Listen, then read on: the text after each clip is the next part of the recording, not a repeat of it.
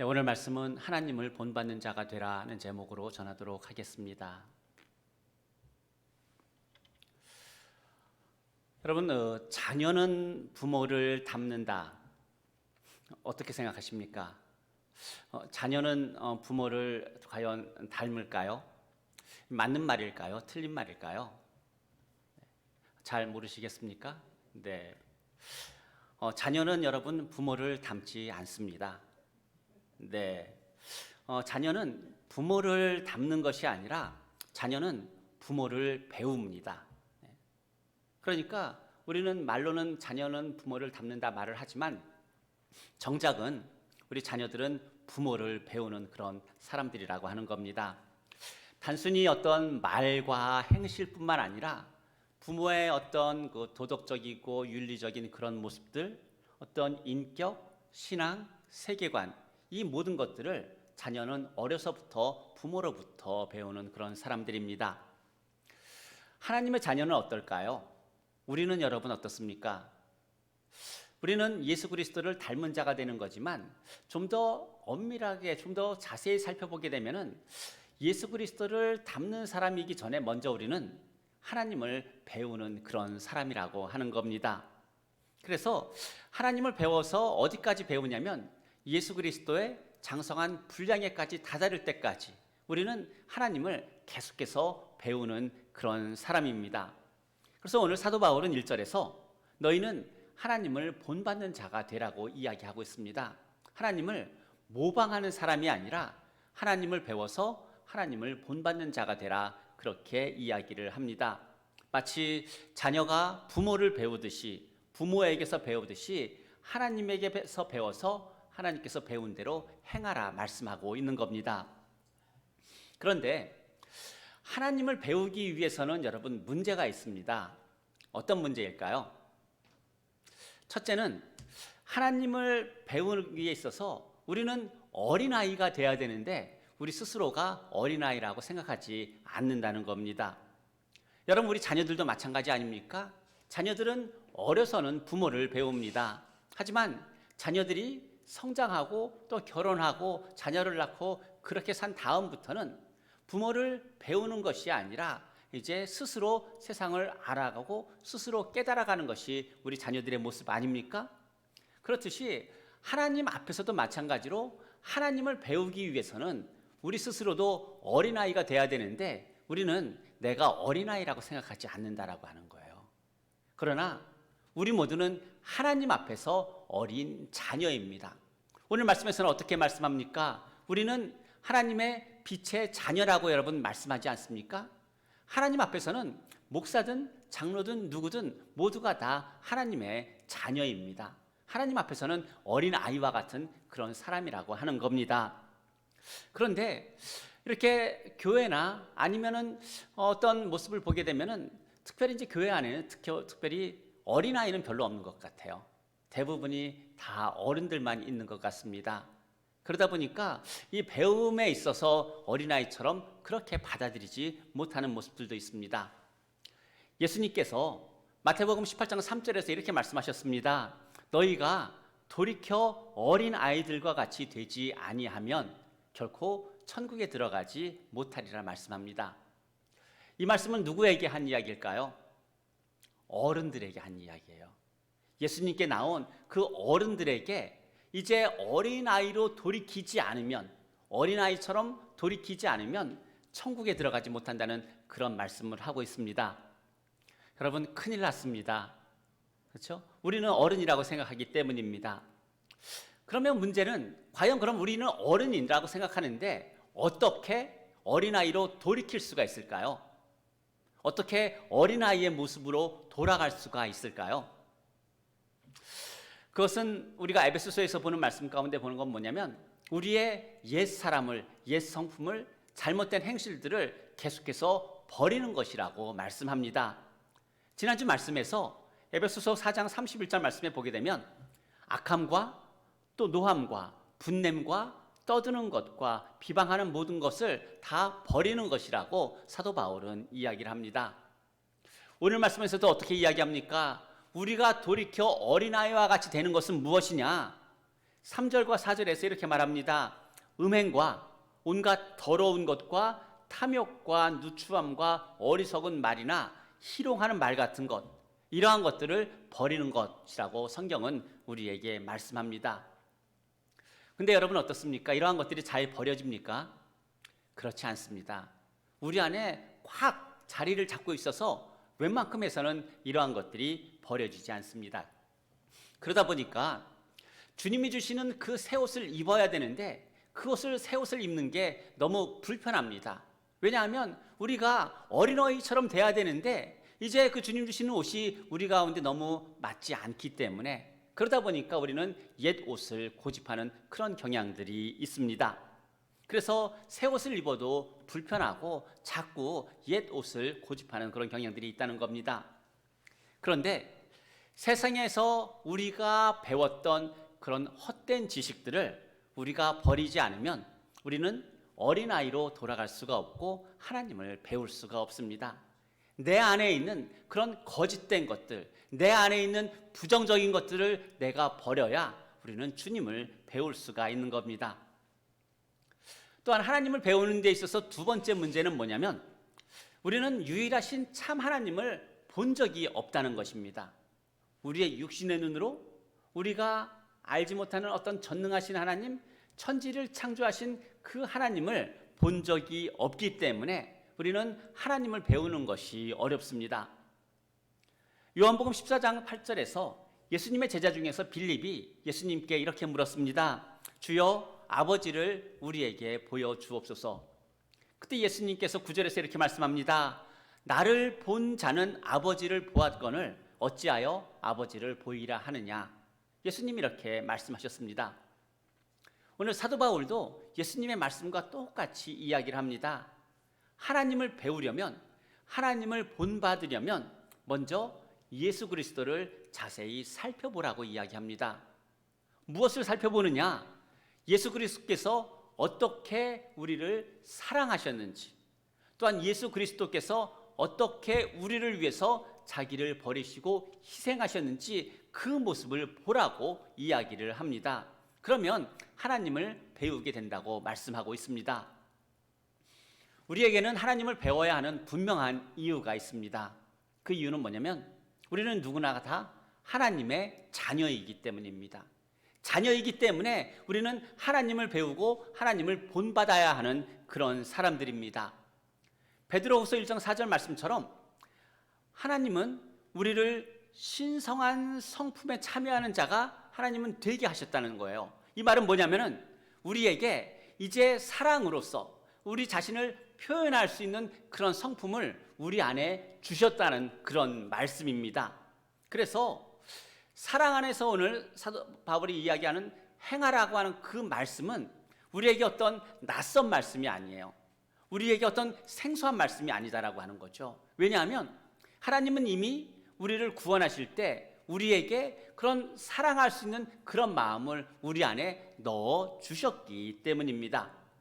그래서 이 우리의 옛 본성은 자꾸 좀 더 이기적이기도 하고 어쩌면은 근본적으로 하나님께서 우리에게 주신 성품과 너무나 다른 면들이 많이 있지만, 그래서 우리가 옛 성품을 가지고 있으면은 어떻게 살아가냐면은 마음에 맞지 않으면은 벽을 쌓고 마음에 맞지 않으면은 전쟁을 선포하고 싸웁니다.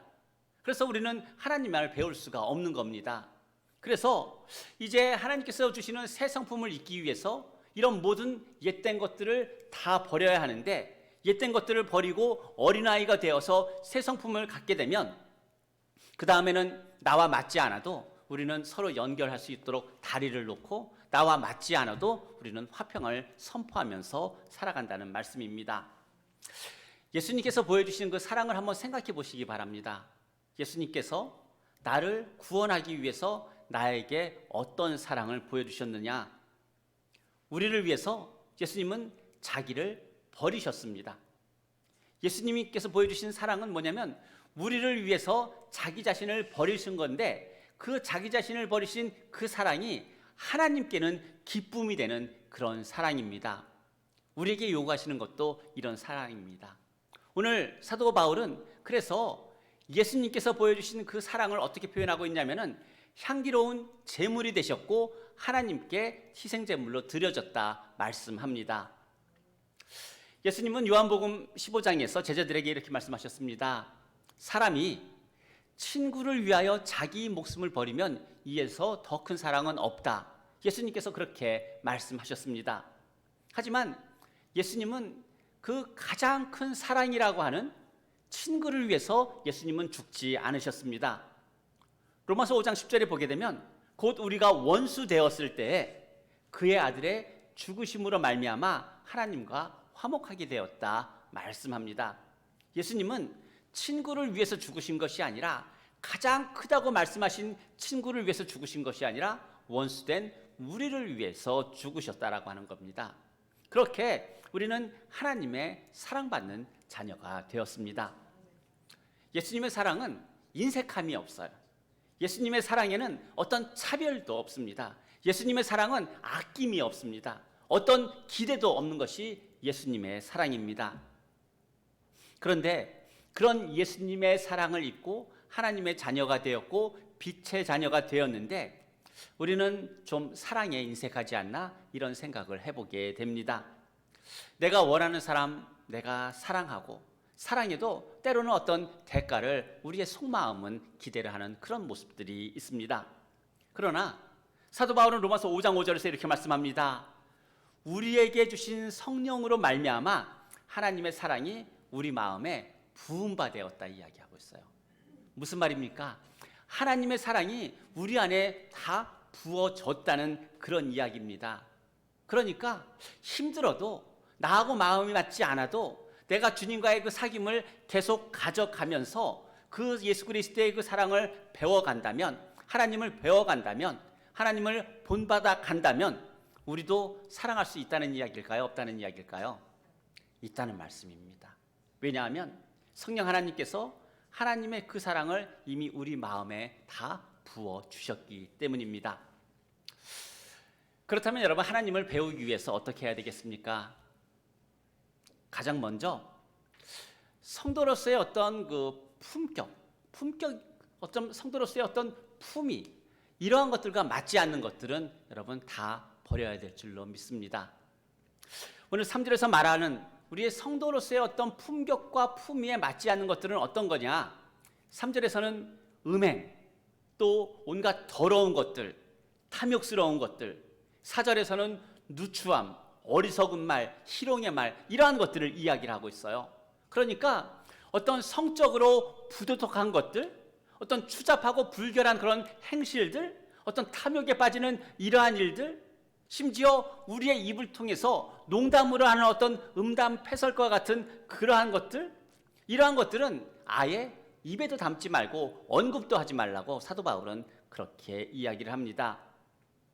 사실 이렇게 가까운 사람들이 모여서 세상에서 이야기하다 보면은 농담식으로 좀 좋지 않은 말을 할 때도 있지 않습니까? 그런데 사도 바울은 그것조차도 해서는 안 된다고 말씀하고 있는 겁니다. 그래서 왜 사도 바울이 이렇게까지 이야기하느냐? 그러한 것들이 우리 안에 있으면 우리는 하나님을 배울 수가 없기 때문입니다. 그리스도의 장성한 분량까지 자라갈 수도 없기 때문입니다. 한마디로 이러한 것들은 우리들에게 맞는 옷이라는 이야기일까요? 맞지 않는 옷이라는 이야기일까요? 맞지 않는 옷이라고 하는 겁니다. 입을 수도 없는 옷이다라고 하는 거예요. 그런데 한번 생각해 보시기 바랍니다. 지금 내 몸에 내가 입기에 너무나도 작은 옷이 있어요. 아니면 너무나도 큰 옷이 있어요. 여러분, 그 옷을 입은 나를 한번 생각해 보시기 바랍니다. 내 몸이 들어가지도 않는 작은 옷을 내가 입으려고 낑낑 매는 그런 내 모습을 생각해 보시기를 바랍니다. 여러분, 그게 얼마나 우습습니까? 오늘 사도 바울이 하는 이야기는 한마디로 그렇게 하지 말라는 이야기입니다. 나에게 맞는 옷, 성도에게 맞는 그 옷을 입으라고 말씀합니다. 그런데 슬픈 일이지만 오늘 사도 바울이 3절과 4절에서 이야기하는 이런 일들이 우리의 가정과 우리의 교회 안에 다 이미 다 들어와 있습니다. 여러분, 목사도 장로도 집사도 권사도 여러분 여기에서 결코 자유롭지 못합니다. 특별히 어떤 성적인 음란함에 있어서 여러분 예외가 되는 사람은 단 한 사람도 없습니다. 마찬가지로 탐욕에 대해서도 예외가 되는 사람은 단 한 사람도 없다라고 하는 겁니다. 그런데 이 성적인 음란함과 탐욕 이 두 가지에 있어서 공통점이 있어요. 어떤 공통점일까요?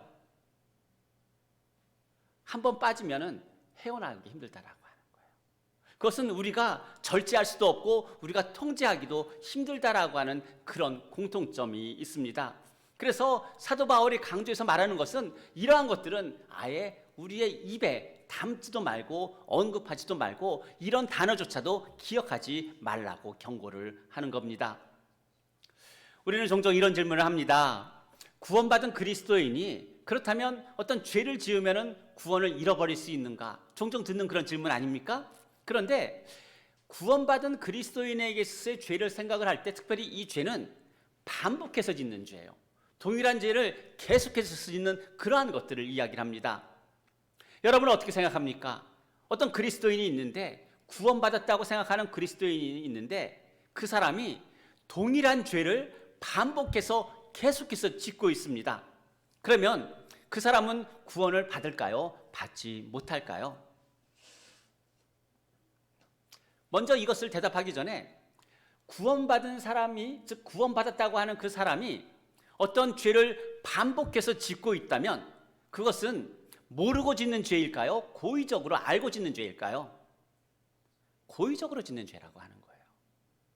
그리스도인이라고 하면서도 죄를 반복한다는 것은 그것이 죄인 것을 분명히 알고 또한 그렇게 죄를 짓는 사람들은 하나님의 기업을 유업으로 받을 수 없다라고 하는 것도 오늘 말씀처럼 그것을 알고 그렇게 고의적으로 짓는 죄라고 하는 이야기입니다. 그러면 그렇게 고의적으로 죄를 짓는 사람은 과연 구원을 잃어버리지 않고 구원을 받을 수 있을까? 거기에 대해서 성경은 어떻게 말할까요? 에베소서에는 나오지는 않고요. 로마서에 보게 되면 한마디로 이렇게 이야기합니다.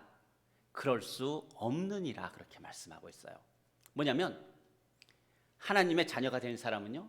그렇게 반복해서 고의적으로 동일한 죄를 범할 수가 없다는 이야기입니다.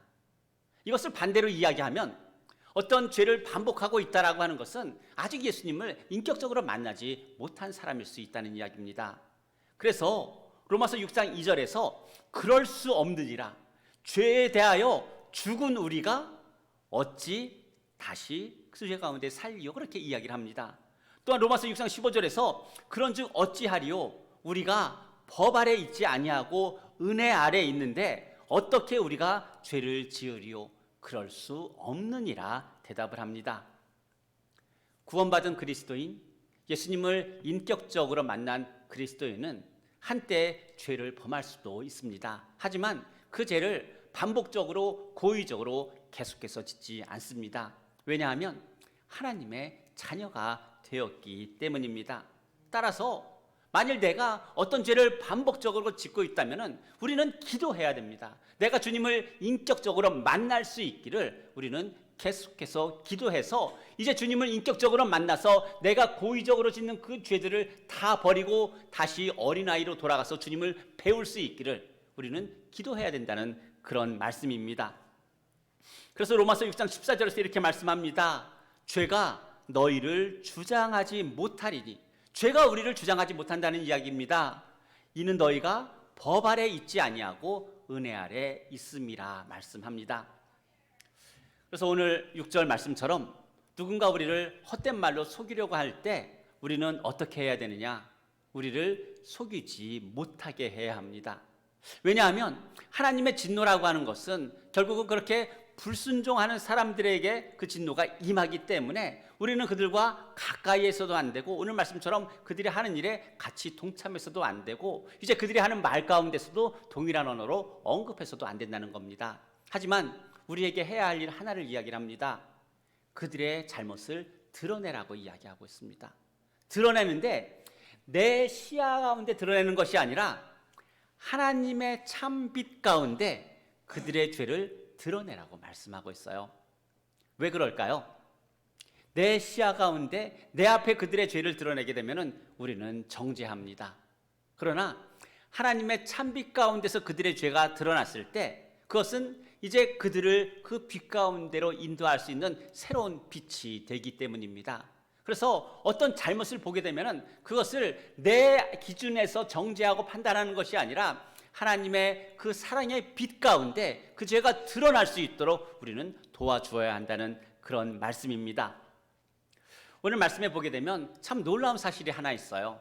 뭐냐면 사도 바울이 8절에서 우리의 이전의 모습을 어떻게 말하냐면 이전에 우리는 어둠이었다라고 말합니다. 바울은 우리가 이전에 어둠 가운데 있었다라고 말하지 않습니다. 사도 바울은 우리가 이전의 모습은 예수님을 믿기 이전에 우리의 모습은 어둠이었다고 이야기합니다. 그러나 지금은 주 안에서 빛이라고 말씀합니다. 그래서 우리가 어떤 어둠의 속에 있다가 빛 가운데로 나온 그런 사람들이 아니라 예전에는 우리 자체가 어둠이었었는데 이제는 빛이 되었다는 이야기예요. 그렇다면 우리가 다시 여러분 어둠이 될 수가 있을까요? 우리가 어둠 속에 섞일 수가 있을까요? 불가능한 이야기입니다. 전에는 우리 자신이 어둠이었지만 이제는 빛이 되어서 그 빛이 된 우리가 어둠 가운데 있을 수가 없기 때문이라고 하는 겁니다. 즉 빛과 어둠을 왔다 갔다 하면서 어떤 상태가 좋으면 예수님을 잘 믿다가 또 어떤 때는 죄를 짓거나 그렇게 하지 못하는 존재가 이미 되었다고 선포하고 말씀하고 있는 겁니다. 우리는 그래서 주님 안에서 참 빛입니다. 그래서 9절에서 말씀하는 것 같이 우리는 하나님에게서 모든 착함과 모든 의로움과 모든 진실함을 배워야 합니다. 우리가 주님을 보면서 하나님을 배울 때 그리스도께서 우리를 사랑하신 것 같이 서로 사랑할 수 있는 이 모든 착함을 우리는 배울 수가 있습니다. 또한 하나님 앞에서 정직하고 사람 앞에서 바르게 행할 수 있는 그런 의로움도 우리는 배울 수가 있고 우리의 삶이 하나님의 뜻 가운데 살아가는, 즉 하나님을 기쁘시게 하는 그런 진리 가운데 살아갈 수 있는 그런 삶의 모습도 우리는 배울 수가 있습니다. 예수님은 빛에 대해서 여러 가지 말씀들을 하셨어요. 마태복음 5장 14절 우리 지난 커피 브레이크 시간에 나눈 말씀에서도 너희는 세상의 빛이라고 말씀하셨습니다. 산 위에 있는 동네가 숨겨지지 못할 것이다 라고 말씀하셨습니다. 예수님은 우리를 빛이라 하셨고 우리를 어디에 두셨느냐? 가장 높은 곳에 두셨어요. 가장 높은 곳에 두시면서 모든 산 아래 마을들을 다 비치도록 우리를 그곳에 두셨다는 그런 말씀입니다. 그래서 마태복음 5장 16절에서 이같이 너희 빛이 사람 앞에 비치게 하여 그들로 너희의 착한 행실을 보고, 여러분 우리가 빛인데 뭐냐면 그 주님께서 우리를 놓으신 그곳에서 우리가 착한 행실을 하며 살아간다면은 그 자체가 여러분 빛이라고 하는 겁니다. 그래서 그런 우리의 모습들을 보고 이제 결국은 하나님께 영광을 돌리게 하라고 말씀하고 있는 겁니다. 또한 요한복음 3장 20절에서 악을 행하는 자마다 빛을 미워하고 빛으로 오지 않는다고 말씀합니다. 왜냐하면 그 행위가 드러날 것이기 때문입니다. 하지만 오늘 사도 바울은 어떻게 이야기합니까? 그 행위가 빛 가운데 드러나야 된다고 이야기하고 있어요. 그래서 그 행위가 빛 가운데 드러나게 될 때 그것이 또 다른 빛이 될 수 있음을 우리에게 가르쳐주고 있습니다. 그래서 우리는 하나님의 자녀답게 빛의 자녀답게 그래서 행하며 살아갈 수가 있는데, 그렇다면 하나님의 자녀답게 빛 가운데 살아가는 그 자녀의 모습은 과연 어떤 모습일까?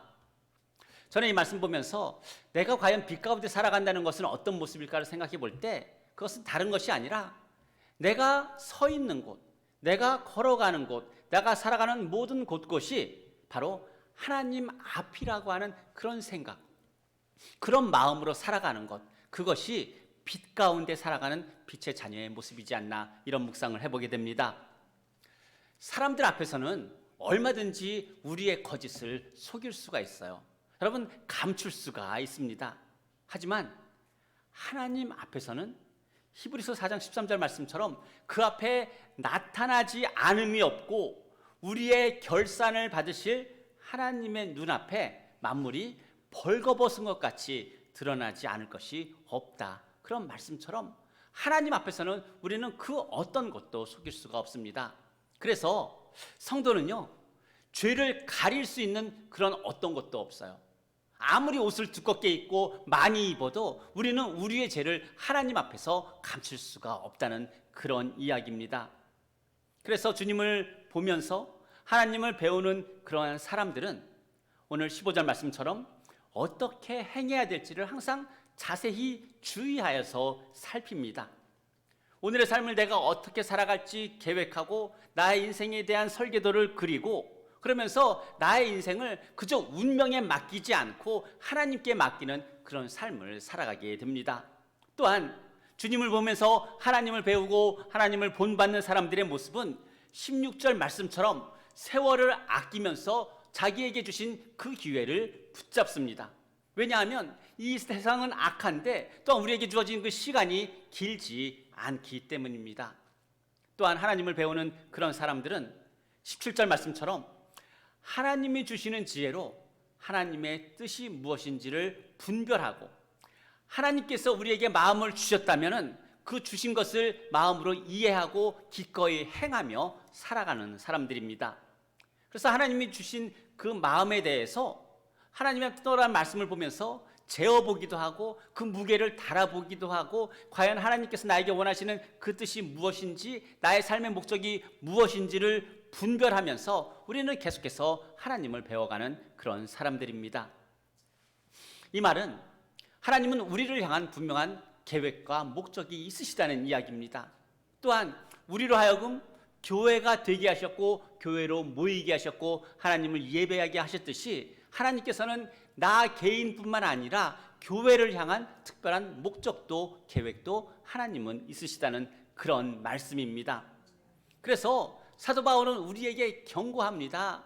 때를 아끼라고 경고합니다. 우리에게 어리석은 자가 되지 말라고 경고합니다. 무슨 말일까요? 하나님 앞에서 어른인 척하지 말라는 그런 말씀입니다. 하나님 앞에서 우리의 옛사람을 계속해서 버려서 우리는 하나님을 배우지 않으면 이 세상에서 하나님의 빛의 자녀로 살아가기가 힘들다는 것을 우리에게 말합니다. 사랑하는 성도 여러분, 목사든 누구든 하나님 앞에 어린아이가 되지 않으면 하나님을 배울 수가 없습니다. 어떻게 어린아이가 될까? 오늘 사도 바울은 우리에게 예수 그리스도의 그 사랑을 보고 배우라는 그 말씀보다도 우리가 무엇을 버려야 되는지에 대해서 너무나 많이 이야기하고 있습니다. 그 이야기는 무슨 이야기일까요? 우리 안에 그런 것들로 꽉 차 있어서 하나님의 말씀을 들어도 그 말씀이 우리의 마음 안에 들어오지 않는다는 겁니다.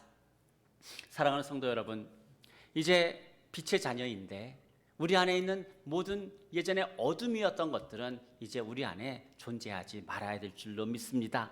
이제 빛의 자녀로서 하나님께서 우리에게 비춰주시는 그 길을 바라보며 그 길을 함께 걸어가야 될 줄로 믿습니다. 어떤 상황, 어떤 환경, 이러한 것들이 우리를 흔들지만 그러나 우리에게 비춰지는 환한 빛이 있기 때문에 우리는 그 길로 걸어가게 될 수 있을 줄로 믿습니다. 여러분, 그 길은 어디에 있을까요? 여러분, 우리가 빛으로서 이제 하나님께서 비춰주시는 그 빛을 따라서 걸어가야 되는 그 길은 어디에 있을까? 멀리 있지 않습니다. 가까이에 있습니다. 오늘 사도 바울도 그렇게 이야기합니다. 그것은 먼 곳에 있지 않고 우리에게 가장 가까운 곳에 있다고 이야기를 합니다. 결국 가장 가까운 곳에서 하나님의 자녀로서 하나님이 기뻐하실 그 일들이 무엇인지 하나님의 뜻을 분별하며 우리는 살아가야 될 줄로 믿습니다. 우리들이 이제 다음 주에 보게 될 말씀이지만은 사도 바울은 이렇게 하나님께서 비추시는 그 빛은 어디에 있느냐? 가장 먼저 가정에 있다 이야기합니다. 그래서 사도 바울은 아내들에게, 남편들에게 빛의 자녀가 어떻게 행해야 되는지 거기에 대한 말씀으로 시작합니다. 사랑하는 성도 여러분, 오늘 14절 말씀에 잠에서 깨어서 죽은 자들 가운데서 일어나라 이야기를 하고 있습니다. 주님이 비추시는 빛 가운데로 행하게 된다라고 하는 그 이야기를 하면서 14절 말씀은 이제 죽은 자들 가운데서 일어나라 그렇게 말씀하고 있습니다. 주께서 너희에게 비추시리라 말씀합니다. 그런데 이 빛은 여러분 벌써 우리에게 비치고 있다라고 하는 겁니다.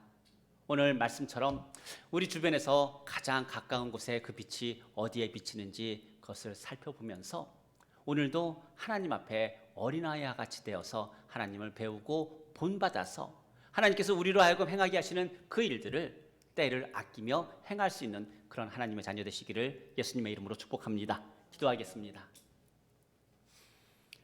사랑이 많으신 하나님 아버지, 참 감사합니다. 주의 말씀처럼 돌이켜 어린아이와 같이 되어 이제 그리스도께서 우리를 사랑하신 것 같이 하나님을 배워 본받는 자녀 되기를 기도합니다. 빛의 자녀에게 맞지 않는 모든 음행과 더러운 것과 거짓과 탐욕과 같은 이 옛사람을 다 버려버리게 해 주시고 이제 주님 앞에 어린아이가 되어 하나님을 배우는 하나님의 자녀 되게 하여 주옵소서. 우리의 자녀들도 우리의 가정도 우리의 교회도 이제 주님의 모든 착함과 의로움과 진실함의 열매를 맺을 수 있도록 항상 하나님의 기쁘신 뜻을 분별하며 살아가게 하여 주시고 오늘 주께서 말씀하신 것처럼 세월을 아끼며 이제 우리로 하여금 깨닫게 하신 것들을 행하며 살아가는 하나님의 빛의 자녀 되게 하여 주옵소서. 존귀하신 예수님의 이름으로 기도드립니다. 아멘. 우리 일어나서 함께 찬양하겠습니다.